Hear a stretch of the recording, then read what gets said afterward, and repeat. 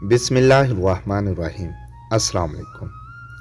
एक गरीब किसान की शादी नहायत हसीन व जमील औरत से हो गई। उस औरत के हुस्न की सबसे बड़ी वजह लंबे घने स्याह बाल थे, जिनकी फिक्र सिर्फ उसे ही नहीं बल्कि उन दोनों को रहती थी।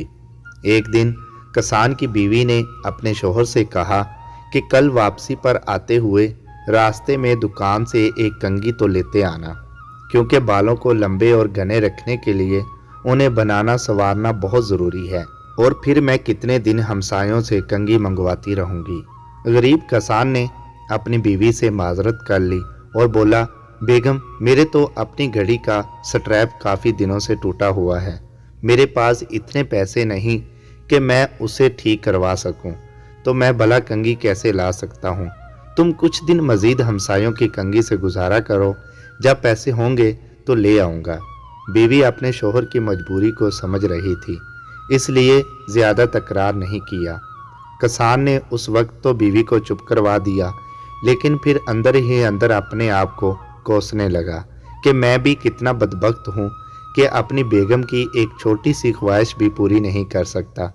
दूसरे दिन खेतों से वापसी पर किसान एक घड़ियों की दुकान पर गया और अपनी टूटी हुई घड़ी औने पौने दामों बेची और उससे मिलने वाले पैसों से एक अच्छी सी कंघी खरीदी और बड़ी राजदारी से छुपाकर घर की तरफ रवाना हुआ। उसने सोचा, घर जाकर बीवी को सरप्राइज दूंगा तो वो बहुत खुश होगी।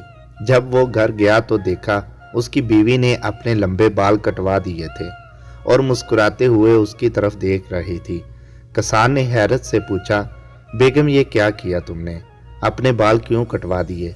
पता है वो तुम्हारे ऊपर कितने खूबसूरत लगते थे। बेगम बोली, मेरे सरताज, कल जब आपने कहा कि आपके पास घड़ी ठीक करवाने के पैसे भी नहीं हैं तो मैं बहुत अफसुर्दा हो गई। चनाचे आज मैं करीब ब्यूटी पार्लर पर गई थी, वहाँ अपने बाल बेचकर आपके लिए ये एक घड़ी लाई हूँ। जब किसान ने उसे कंघी दिखाई तो फिरते जज्बात में दोनों की आंखें नम हो गई।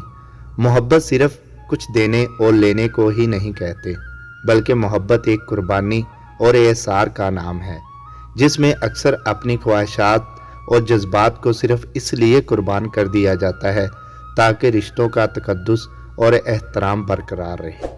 समी वॉइस को सब्सक्राइब करना मत भूलें, लाइक करें, शेयर करें और कमेंट सेक्शन में अपनी राय का इज़हार ज़रूर करें।